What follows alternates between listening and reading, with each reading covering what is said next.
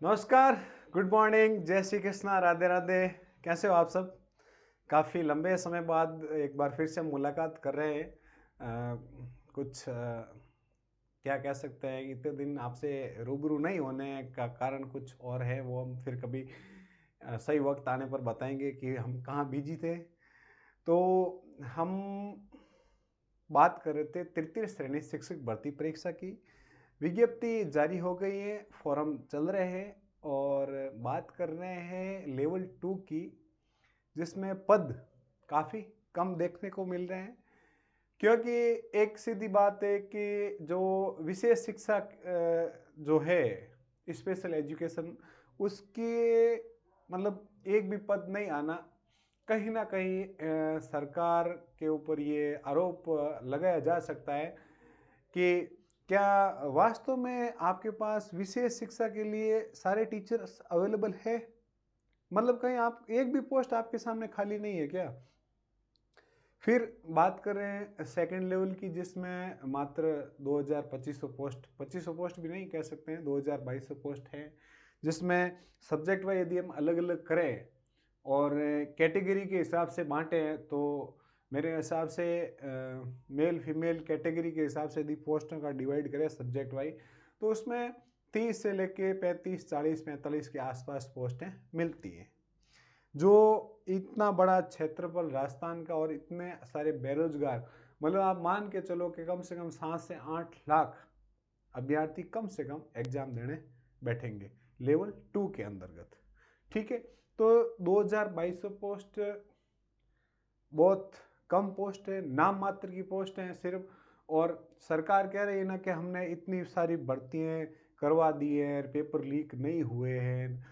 तो मैं कहना चाहता हूँ इस प्लेटफॉर्म के माध्यम से कि आप पेपर लीक हुए या नहीं हुए वो एक अलग मैटर है, लेकिन आप जिस भर्ती के बेस पे आप इस सरकार के अंतर्गत जनता ने आपको चुना है, जैसे सब इंस्पेक्टर की भर्ती है, आपके घोषणा पत्र के कह सकते हैं, या आपका जो जो प्रचार का जो मुख्य मुद्दा था कि बेरोजगारों के साथ न्याय होगा, 2023 की भर्ती रद्द होगी। और हाल ही में राजस्थान सरकार के द्वारा ही याचिका दायर की है कि भर्ती पूरे राजस्थान में मतलब नहीं होकर के कुछ क्षेत्रों में हुई है।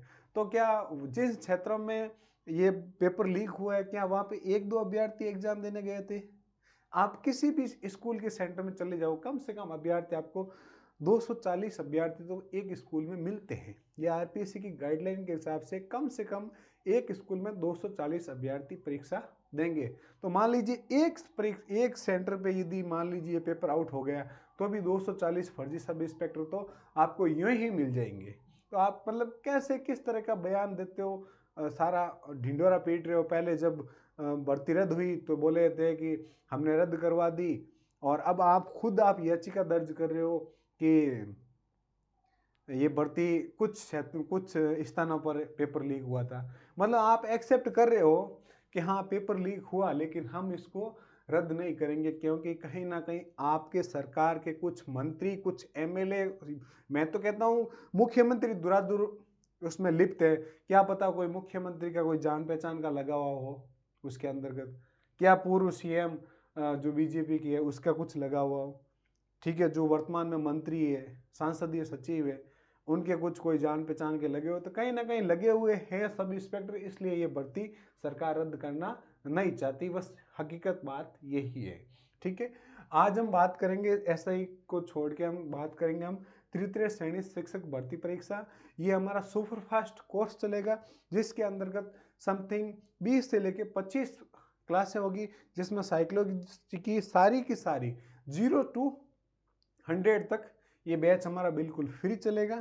ठीक है ना, ये बैच आपको इसके नोट्स नहीं बनाने हैं, क्योंकि यदि आपने नोट्स तैयार किए तो आपके पास इतना समय नहीं है, क्योंकि मात्र और मात्र आपके पास समय रहा है 50 से 55 दिन का आपके पास समय है। ठीक है ना, जिसमें आपको सिर्फ और सिर्फ ये एक रिवीजन के बेस के पर आपको इसको पढ़ना है। ठीक है दोस्तों, तो हम सबसे पहले हम बात कर लेते हैं कि इसका सिलेबस, साइकोलॉजी का सिलेबस क्या रहेगा। ठीक है, सिलेबस में कौन कौन से चैप्टर है, कौन कौन से मुख्य रूप से चैप्टर आपको पढ़ने हैं, वो सारे हम बात करेंगे। ठीक है दोस्तों, ये आपके सामने आपका पाठ्यक्रम है शिक्षा मनोविज्ञान का। ठीक है, और जिसमें पहला टॉपिक है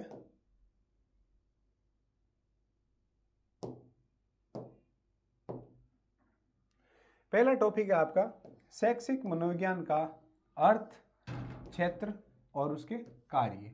ये आपके पहले चैप्टर के अंतर्गत शिक्षा मनोविज्ञान का अर्थ क्या रहेगा, उसके क्षेत्र क्या है और उसके कार्य क्या क्या है, ये हमारे पहले अध्याय के अंदर आपको देखने को मिलेगा। दूसरा हमारा बाल विकास। बाल विकास का आपको क्या पढ़ना है, अर्थ पढ़ना है, और बाल विकास के कौन कौन से सिद्धांत है वो आपको देखना है। ठीक है,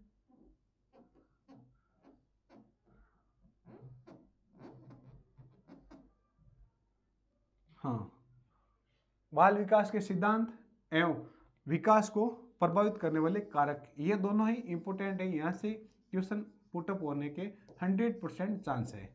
ठीक है ना। सिद्धांत के अंतर्गत आपको किसी सिद्धांत का नाम पूछ लिया जाएगा, या सिद्धांत किस पे किया गया था, कब किया गया था, और विकास को प्रभावित करने वाले निम्न में से कौन कौन से कारक है या कौन कौन से कारक नहीं है। इस प्रकार से आपसे ये क्वेश्चन पूछा जा सकता है। फिर तीसरा हम बात करते हैं बाल विकास में वंशानुक्रम और वातावरण का प्रभाव। यानी बाल विकास आपने हमें देखा ही होगा, हमारा जो विकास है, हमारा जो बचपन है वो आपसे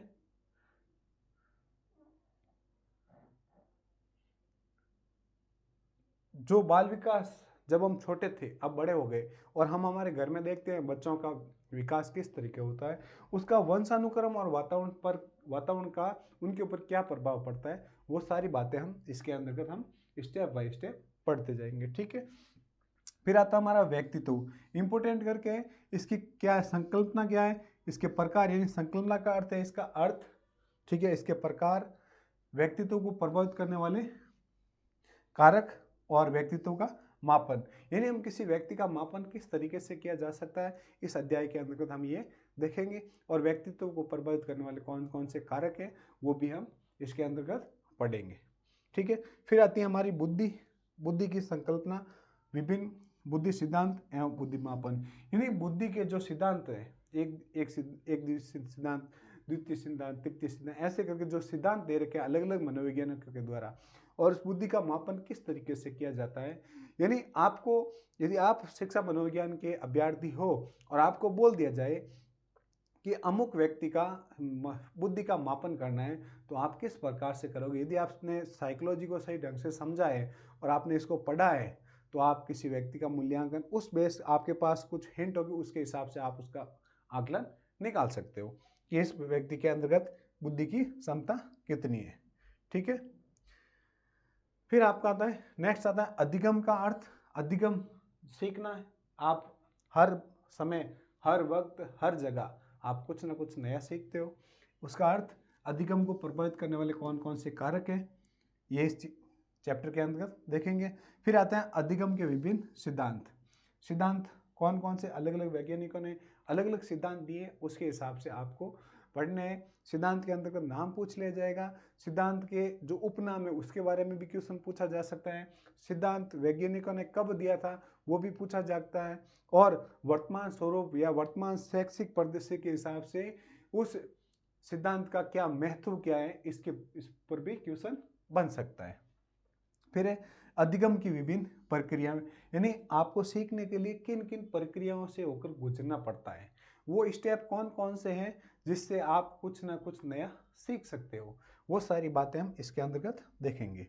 फिर है विविध अधिगमकर्ता के प्रकार, जिसमें कौन कौन से, एक तो पिछड़े, विमादित, प्रतिभाशाली, सृजनशील, विशेष आवश्यकता वाले विद्यार्थी इत्यादि। यानी ये जो अधिगम करता है, आपको अलग अलग, एक का हम कक्षा की बात करें तो एक कक्षा के अंदर यदि 100 विद्यार्थी हैं तो 100 विद्यार्थियों का IQ लेवल सेम बराबर नहीं होते हैं। कोई मंद का होता है, किसी का हाई होता है, कोई सामान्य होता है, कोई सामान्य से ऊपर होता है, कोई सामान्य से नीचे होता है। तो इस प्रकार से जो अधिगमकर्ताओं के प्रकार है वो इसके अंतर्गत हम देखने को मिलेंगे। यहाँ से भी क्वेश्चन पूछने के 100% चांस है। ठीक है। फिर आपके सामने आता है नेक्स्ट, अधिगम में आने वाली कठिनाइयाँ कौन कौन सी है। वर्तमान परिप्रेक्ष्य के हिसाब से देखा जाए तो अधिगम के अंतर्गत जो कठिनाइयाँ आपको फेस करनी पड़ती है, उन कठिनाइयों को जानने का हम प्रयास करेंगे कि कौन कौन सी कठिनाइयाँ हैं, उन कठिनाइयों का कैसे निवारण किया जा सकता है, वो सारी बातें हम इसके अंतर्गत देखेंगे। फिर है अभिप्रेरणा एवं अधिगम में इसका प्रभाव। अभिप्रेरणा, आप किसी चीज़ के लिए मोटिवेट होते हो, ठीक है, अपने आप से मोटिवेट होते हो, और अधिगम होता है आप कुछ नया सीखते हो। अधिगम और अभिप्रेरणा दोनों अलग अलग है, लेकिन इनका परस्पर संबंध सामान्य रूप से पाया जाता है। फिर आपके सामने आएगा समायोजन संकल्पना तरीके एवं समायोजन में अध्यापक की क्या भूमिका। ये आप एक स्थान से दूसरे स्थान पर जाते हो, तो आप उस स्थान पे एडजस्ट, मान पहले दिन जाते हो आप उतना कंफर्टेबल फील नहीं कर पाते हो, लेकिन जैसे जैसे वहाँ आप समय व्यतीत करते हो, वहाँ के वातावरण के साथ आप अपने आप को समायोजन कर लेते हो, ठीक है। तो समायोजन की संकल्पना यही रहेगी। और एक समायोजन के अंतर्गत अध्यापक की क्या भूमिका रहती है, मतलब अध्यापक की ये भूमिका रहती है कि कक्षा एक जो नया वातावरण, जैसे किसी विद्यालय के अंदर कोई बालक प्रथम बार आता है तो वो अपने आप को अनकंफर्टेबल फील महसूस करता है, लेकिन एक अध्यापक की ये महत्वपूर्ण भूमिका होती है कि वो क्लास के अंतर्गत इस तरीके का वातावरण उपलब्ध करे जिसके अंतर्गत प्रत्येक विद्यार्थी को वहाँ सहजता और सरलता से वहाँ वातावरण लगे कि हाँ मैं बिल्कुल यहाँ पे सेफ हूँ, हाँ मेरी बिल्कुल पढ़ाई सही ढंग से हो रही है, ठीक है ना, अनकंफर्टेबल फील नहीं होना चाहिए।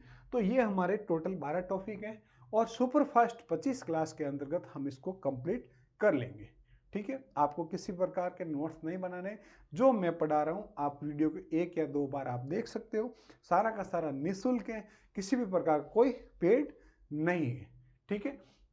बिल्कुल विस्तार से पढ़ेंगे, ठीक है ना। और दिसंबर लास्ट, ये जब हमारे 10 या 15 दिन रहेंगे तब एक टेस्ट सीरीज भी हम इसके अंतर्गत चलाएंगे, जिसमें रोज के 50 क्वेश्चन होंगे, 10 दिन 10 टेस्ट हम वो लेंगे, ठीक है ना। यहाँ पे भी क्लास रहेगी, ठीक है ना, जिसमें कम से कम 500 क्वेश्चन, और 500 क्वेश्चन को हम उस तरीके से तैयार करेंगे जिससे लगभग आपका 99% सिलेबस को हम कवर करने की कोशिश करेंगे। और हमें पूरा भरोसा है कि जो हम टेस्ट सीरीज तैयार करने जाएंगे उसमें से आपको क्वेश्चन बाहर देखने को नहीं मिलेंगे, ठीक है ना।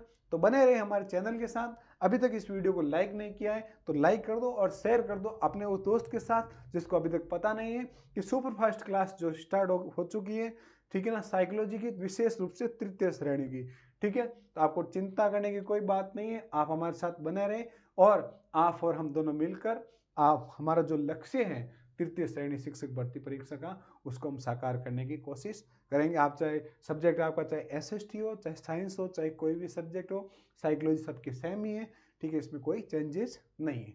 तो बिना वक्त गए करते हैं शुरू। और हाँ, अभी आप कमेंट करके बता सकते हो कि ये वीडियो आप कहाँ से देख रहे हो और आप किसकी तैयारी कर रहे हो, ठीक है ना, ताकि मुझे पता चलता रहे कि हमारा वीडियो राजस्थान के अंतर्गत किस किन भागों में लोग इसका अध्ययन कर रहे हैं, ठीक है दोस्तों।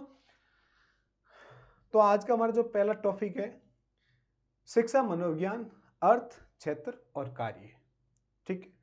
पहला टॉपिक है हमारा शिक्षा मनोविज्ञान का अर्थ, क्षेत्र और कार्य, ठीक है।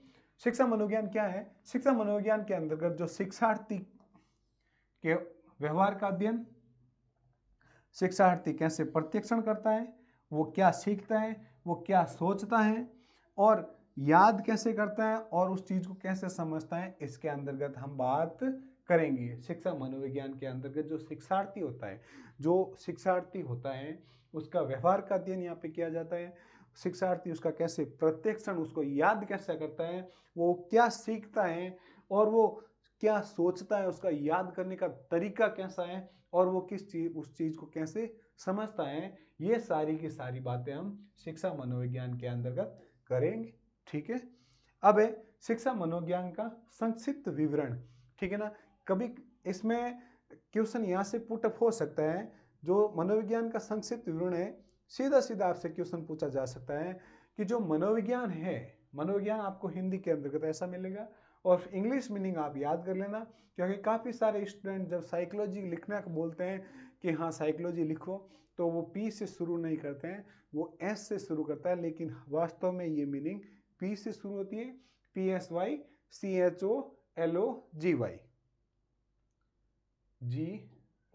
ठीक है, यहाँ मिस हो गया मेरा भी। ये जो साइकोलॉजी है, ये मनोविज्ञान ग्रीक भाषा के 2 शब्दों से मिलकर बना है। इस चीज को आप याद रखें। कौन सी भाषा? ग्रीक भाषा। ग्रीक भाषा में साइकी तथा लोगस, ये 2 शब्द हैं ग्रीक भाषा के। ठीक है, साइकी शब्द का अर्थ है आत्मा और लोगस शब्द का अर्थ है विवेचना। ठीक है, साइकी शब्द का अर्थ है आत्मा और लोगस शब्द का विवेचना। ये चीज़ भी आप या विशेष रूप से याद रखें। इंग्लिश वर्ड भी, क्योंकि आपको ऑप्शन के अंतर्गत सेम शब्द यदि मान लो दे दिया जाए तो फिर वहाँ आपको दिक्कत हो जाएगी। मीनिंग भी याद रखें, मीनिंग का अर्थ भी याद रखें, और फिर इसका जो शाब्दिक अर्थ बनता है कि आत्मा का अध्ययन करने वाला। ठीक है ना, मतलब साइकोलॉजी शब्द का शाब्दिक अर्थ है आत्मा का अध्ययन करने वाला। ठीक है, अब इस मनोविज्ञान का कैसे क्या विकास हुआ था उस पर विशेष रूप से थोड़ी हम चर्चा करेंगे। ये एक सुपर फास्ट बैच है, इसमें मैं आपको धीरे धीरे कुछ चीज़ें नहीं बताऊंगा, जो इम्पोर्टेंट है उस पर मैं थोड़ा ज़्यादा फोकस करूंगा। और वैसे ये जो चीज़ें लिखी हुई है वह सारी की सारी इंपॉर्टेंट्स हैं, आपको नोट्स बनाने की भी ज़रूरत नहीं। हाँ, यदि आप हो सकता है तो आप स्क्रीनशॉट ले सकते हो, और स्क्रीनशॉट लेके क्या करोगे, आप हमारे टेलीग्राम ग्रुप में जुड़ जाना, उसका लिंक डिस्क्रिप्शन आपको दे रखा है। ठीक, आप उसके साथ जुड़ जाएं और वहाँ पर जो साइकोलॉजी के नोट्स हैं हम अपडेट करते रहेंगे। ठीक है दोस्तों, अब है मनोविज्ञान का विकास, यानी इस सब विषय का विकास कैसे हुआ था। ठीक है, सबसे पहले आता है 1 नंबर आता है इसका क्षेत्र क्या है, उसका समय और उसके समर्थक कौन कौन से मनोवैज्ञानिक थे। ठीक है दोस्तों, सबसे पहले हमारा जो क्षेत्र आता है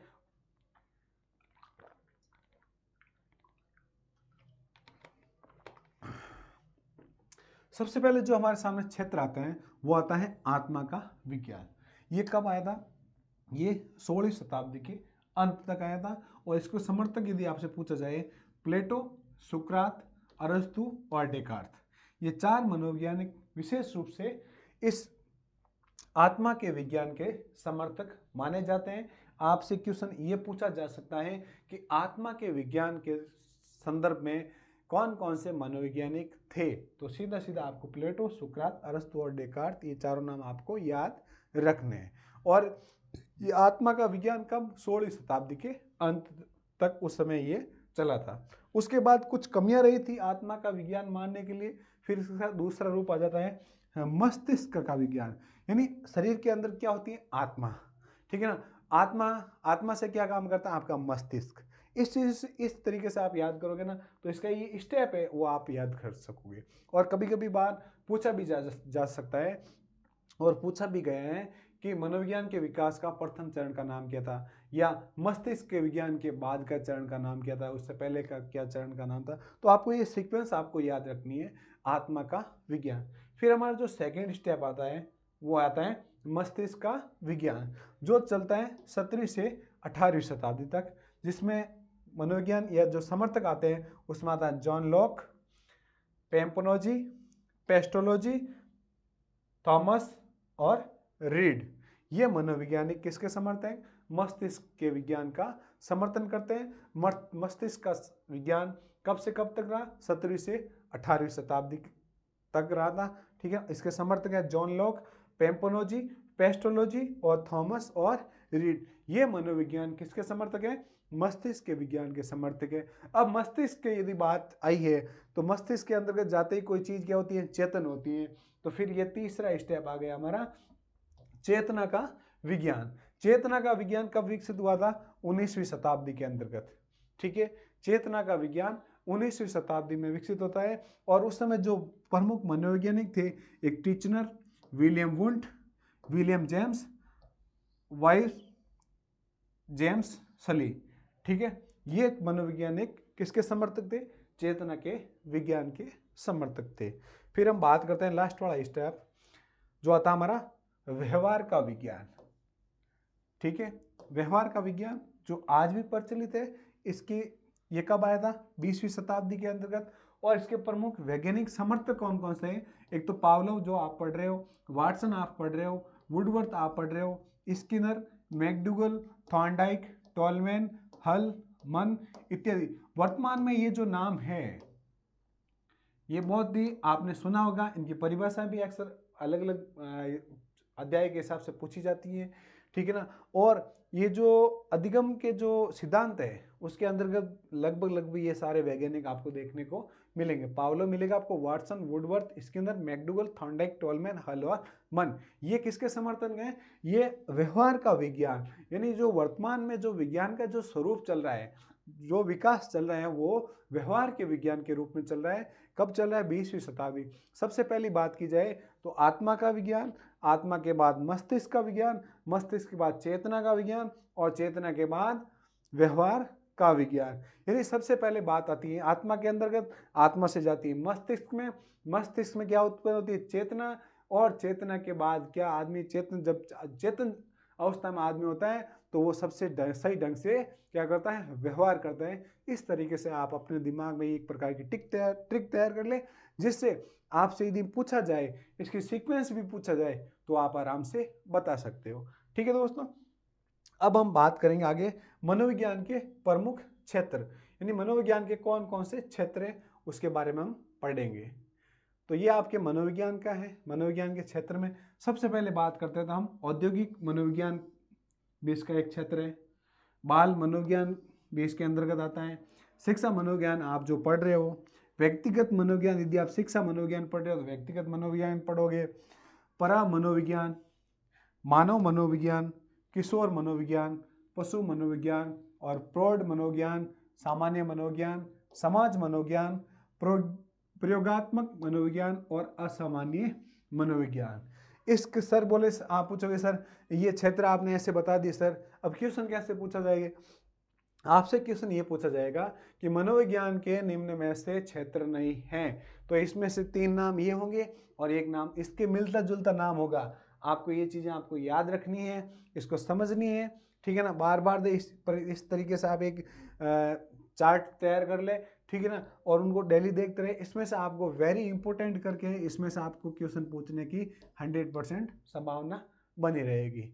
यानी आपसे पूछा जाएगा निम्नलिखित में से कौन सा मनोविज्ञान का क्षेत्र नहीं है या क्षेत्र हैं। तो ये सारे आपको नाम याद रखने हैं: औद्योगिक मनोविज्ञान, बाल मनोविज्ञान, शिक्षा मनोविज्ञान, व्यक्तिगत मनोविज्ञान, परा मनोविज्ञान, मानव मनोविज्ञान, किशोर मनोविज्ञान, पशु मनोविज्ञान, प्रौढ़ मनोविज्ञान, सामान्य मनोविज्ञान, समाज मनोविज्ञान, प्रयोगात्मक मनोविज्ञान और असामान्य मनोविज्ञान।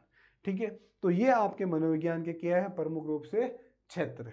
ठीक है दोस्तों, इससे ज़्यादा इसके अंतर्गत आपको कुछ नहीं पूछेगा।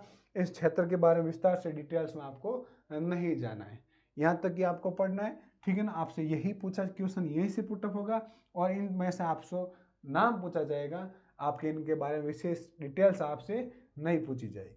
ठीक है, अब हम बात करते हैं मनोविज्ञान की परिभाषाएं। प्रमुख परिभाषाएं कौन कौन सी हैं वो हम देख लेते हैं। ठीक है, मनोविज्ञान की परिभाषा में सबसे पहला हमारा जो मनोवैज्ञानिक आता है वो आता है स्किनर। ठीक है, स्किनर क्या कहता है कि मनोविज्ञान व्यवहार और अनुभव का विज्ञान है। देखो, परिभाषा याद करने का जो तरीका होता है ना वो थोड़ा अलग होता है। आपको सारी लाइन टू लाइन आपको याद नहीं रहेगी, आपको क्या पकड़ना है, उसके कुछ कोड पकड़ने हैं आपको। जैसे स्किनर है तो स्किनर बात करता है व्यवहार और अनुभव, ये आपको इस पे फोकस करना है कि व्यवहार और अनुभव की बात कौन कर रहा है? स्किनर बात कर रहा है। ठीक है ना, तो स्किनर क्या कहता है कि मनोविज्ञान है जो व्यवहार और अनुभव का विज्ञान है। ठीक है ना, वर्तमान में जो मनोविज्ञान का जो विकास 20वीं सदी के अंतर्गत व्यवहार का विज्ञान चल रहा है, तो इसके अंदर क्या कहता है? व्यवहार और अनुभव का ये विज्ञान है। कौन कहता है? स्किनर। अब हमारा नेक्स्ट मनोवैज्ञानिक है विलियम जेम्स। ठीक है, ये क्या कहते हैं कि मनोविज्ञान है जो मानसिक प्रक्रियाओं का विज्ञान है। ये क्या कह रहा है? व्यवहार और अनुभव का विज्ञान है, लेकिन विलियम जेम्स कहते हैं कि मानसिक प्रक्रियाओं का विज्ञान है। तो आपको ये सोचना है कि मानसिक प्रक्रियाओं का विज्ञान कौन? William James. व्यवहार और अनुभव का विज्ञान कौन? स्किनर। इस तरह से आपको इस प्रकार से आपको ये तैयार करना है। पूरी परिभाषा आप याद ना करके उनके कुछ कुछ वर्ड्स आप शॉर्ट बना लो, आपको सीधे वो वर्ड्स देख के आप उसके आधार पे आप उसमें से टिक लगा लोगे। आपको वहाँ थ्योरी पेपर नहीं देना, आपको ओमार बेस पे देना है। तो जैसे ही आपको दिखे कि मानसिक प्रक्रिया, तो सीधा आपके दिमाग में आना चाहिए कि मानसिक प्रक्रिया विलियम जेम्स ने कहा है और व्यवहार और अनुभव की बात कर रहे हैं तो इसके अंदर आएगा। ठीक है, फिर आता हमारा वाटसन। वाटसन क्या कहता है कि मनोविज्ञान व्यवहार का निश्चित या सकारात्मक या यथार्थ या शुद्ध विज्ञान है।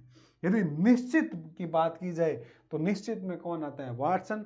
और वाटसन की बात आती है तो वाटसन व्यवहार के साथ आता है। किसकी निश्चितता? व्यवहार की निश्चितता या सकारात्मकता या यथार्थ या सत्यता या शुद्ध विज्ञान बताया गया। किसने?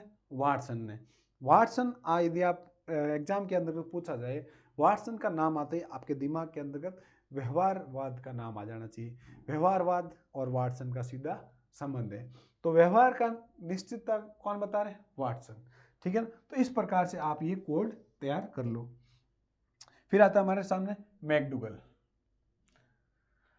मैकडूगल क्या कहता है कि मनोविज्ञान आचरण एवं व्यवहार का यथार्थ विज्ञान है।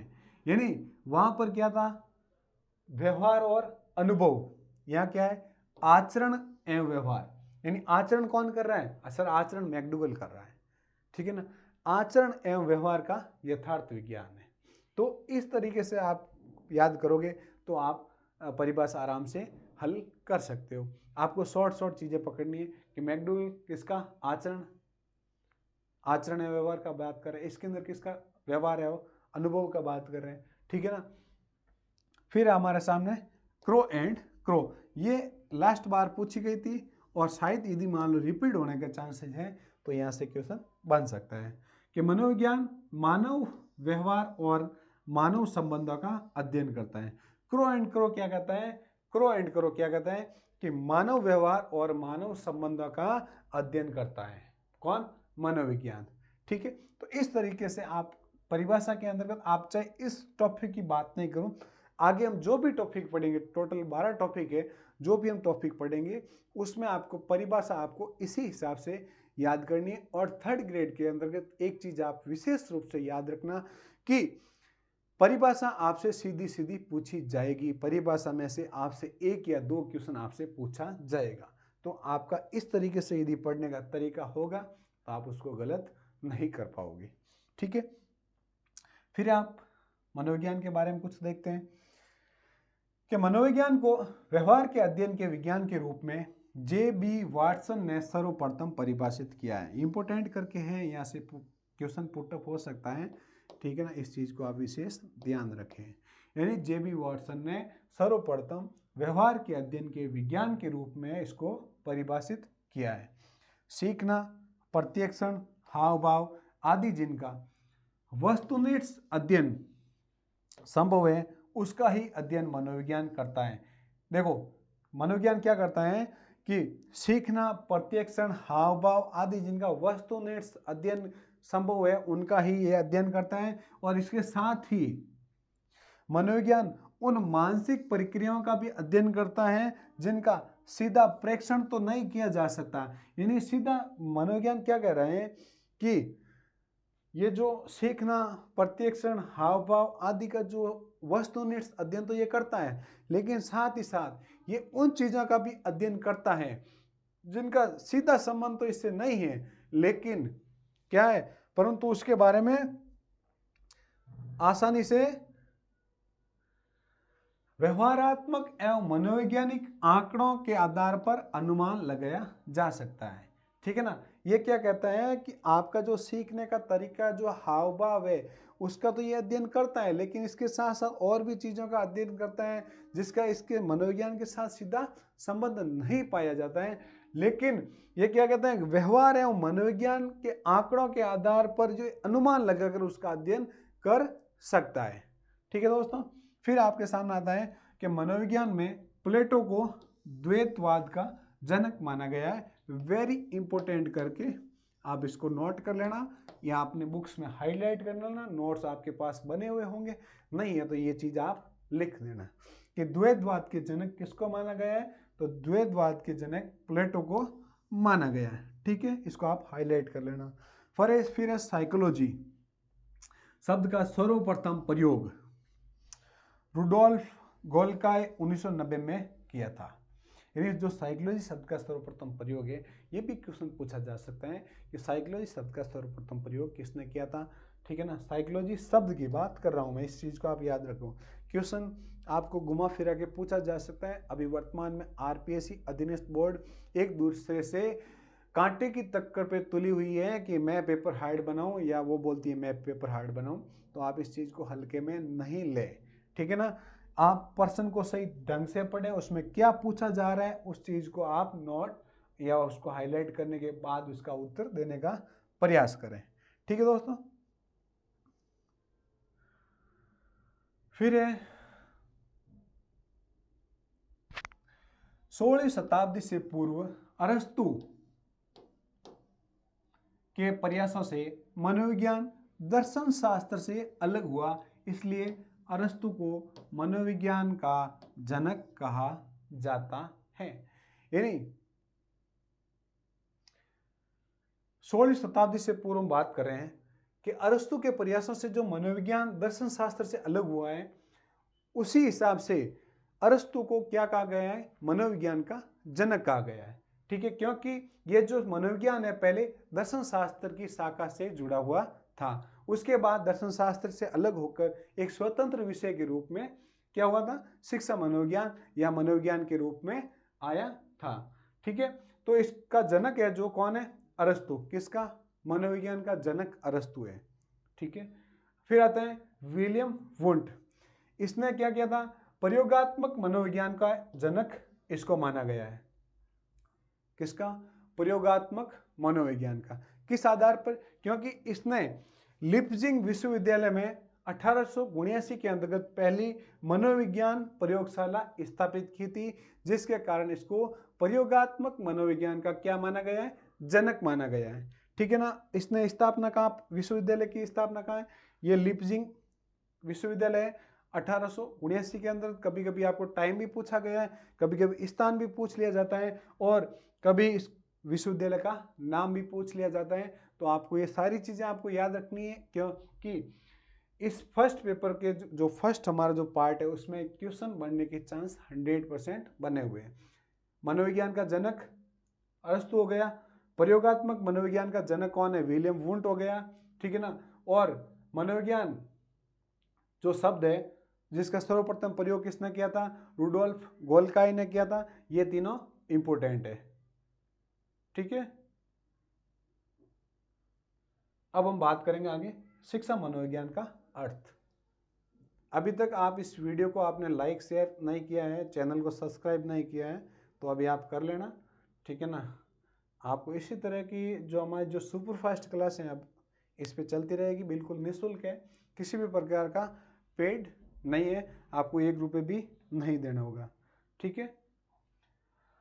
शिक्षा मनोविज्ञान, मनोविज्ञान का वह क्षेत्र है जो शिक्षण विधियों के अध्ययन और मूल्यांकन से संबंधित है।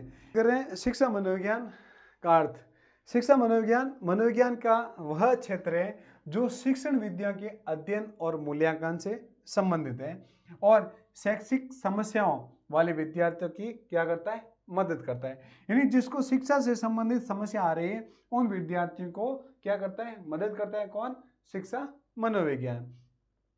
मनोविज्ञान सीखने से संबंधित मानव विकास को कैसे सीखा जाए की व्याख्या करती है और शिक्षा अधिगम में क्या सीखा जाए को बताता है। यानी शिक्षा मनोविज्ञान का मतलब है, शिक्षा मनोविज्ञान के अंतर्गत आप क्या सीखते हो कि जो बालक अध्ययन करता है उसके सामने कौन कौन सी समस्या आती हैं, उसके ऊपर ये अध्ययन करते हैं, उन समस्याओं को किस प्रकार से हल किया जाता है, वो शिक्षा मनोविज्ञान के अंदर की जाती है। और मनोविज्ञान जो सीखने के संबंधित है उसको कैसे सीखा जाए, यानी बच्चा कोई चीज़ को कैसे सीखा जाए इस पर फोकस करता है। और क्या सीखा जाए, मतलब अधिगम, कुछ क्या कैसे सीखना और क्या सीखा जाए, इस पे विशेष रूप से क्या रहता है, इसका फोकस रहता है। ठीक है ना। तो शिक्षा मनोविज्ञान का जो अर्थ है वो इसके अंतर्गत है, सीधा सीधा है कि शिक्षा मनोविज्ञान का वह क्षेत्र है जिसमें शिक्षण विधियों के अध्ययन और मूल्यांकन से संबंधित है। जो शिक्षण विद्या हम लागू करते हैं, कक्षा के अंदर हम पढ़ाते हैं, जो हमारी अध्ययन पढ़ाने का जो तरीका है उनको सिखाता है कि आपको इस तरीके से पढ़ाना है, और उनका मूल्यांकन करता है, और साथ ही साथ शैक्षिक समस्याओं वाले विद्यार्थियों को भी क्या करता है, मदद करता है कि इसको क्या सीखना है, कैसा सीखा जाए, वो सारी बातें इसके अंतर्गत बताई गई हैं। अब हम बात करते हैं इनकी परिभाषा।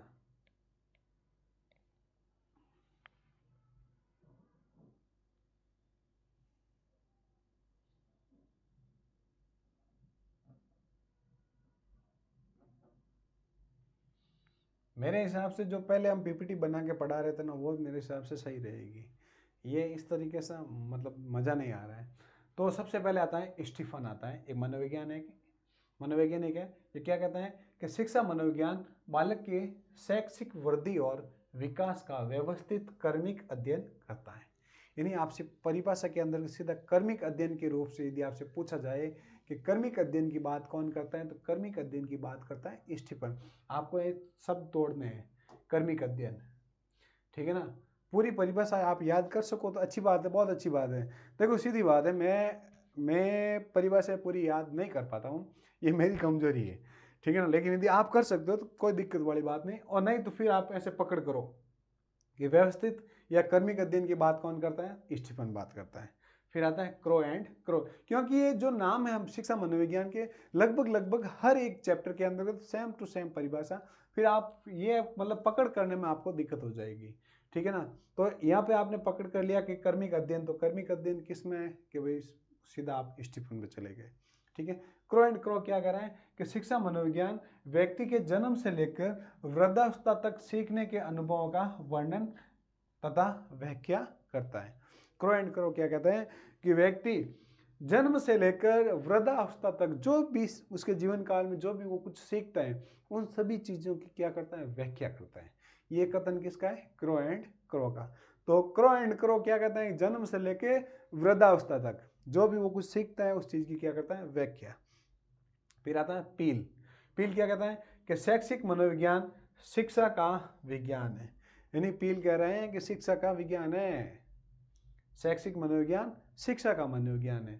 तो शिक्षा का विज्ञान है, ये बात कौन करता है, पील करता है, ठीक है ना।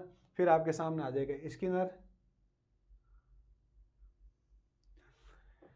स्किनर क्या कहता है, शिक्षा मनोविज्ञान मनोविज्ञान की वह शाखा है जो शिक्षण एवं अधिगम से संबंधित है। क्या कह रहे हैं कि शिक्षा मनोविज्ञान मनोविज्ञान की वह शाखा है जो शिक्षण एवं अधिगम के संबंधित है। किससे संबंधित, शिक्षण एवं अधिगम के संबंधित वाली बात कौन करता है, स्किनर बात करता है। फिर है कॉलसनिक, क्या कहता है कि मनोविज्ञान के सिद्धांतों एवं परिणाम का शिक्षा के क्षेत्र में अनुप्रयोग ही शिक्षा मनोविज्ञान है। मनोविज्ञान के सिद्धांत व परिणामों का शिक्षा के क्षेत्र में अनुप्रयोग ही शिक्षा मनोविज्ञान है, ठीक है। इस तरह से शिक्षा मनोविज्ञान की यह आपकी परिभाषा, अर्थ आपको समझा दिया है। अब मुख्य इंपोर्टेंट आता है कि शिक्षा मनोविज्ञान के लक्ष्य है, ठीक है। ये एग्जाम में सीधा सीधा पूछा गया है, इंपोर्टेंट करके आप इसको देख लेना, ठीक है ना। 3 लक्ष्य हैं इसके टोटल, ठीक है ना। पहला हमारा शिक्षार्थी के व्यवहार की व्याख्या, शिक्षार्थी के व्यवहार का पूर्व अनुमान एवं नियंत्रण, और शिक्षार्थी के व्यवहार का मापन एवं वर्णन। यानी व्यवहार की क्या होती है, व्याख्या होती है, पूर्व अनुमान एवं नियंत्रण, मापन एवं वर्णन, ठीक है। ये शिक्षा मनोविज्ञान के लक्ष्य है, ठीक है दोस्तों। तो आज की हम क्लास यही समाप्त करेंगे। हमारे जो ये सुपर फास्ट जो क्लास है हमारी चलती रहेगी, जिसके अंतर्गत समथिंग 25 क्लास के अंतर्गत हम इसको ख़त्म कर देंगे, और उसके बाद एक अच्छा टेस्ट पेपर तैयार करेंगे और कोशिश करेंगे कि राजस्थान का बेहतरीन से बेहतरीन टेस्ट पेपर आपके सामने रखा जाए, जिससे आपको लगे कि हाँ हमने ये टेस्ट दिया था। सारा का सारा यूट्यूब पे रहेगा, बिल्कुल फ्री रहेगा, किसी बात की चिंता आपको करनी नहीं है। जब तक जान तब तक आपके साथ है, ठीक है। बने रहे हमारे channel psychology by Ganpat Poonia. Video अच्छा लगे तो लाइक करना, कमेंट करके बताना कि आपकी तैयारी कैसी है, और इसके अंदर और भी कुछ चीज़ें ऐड करनी है वो भी आप हमें बता सकते हो। इसी के साथ बने रहे हमारे साथ। बहुत बहुत धन्यवाद। जय हिंद।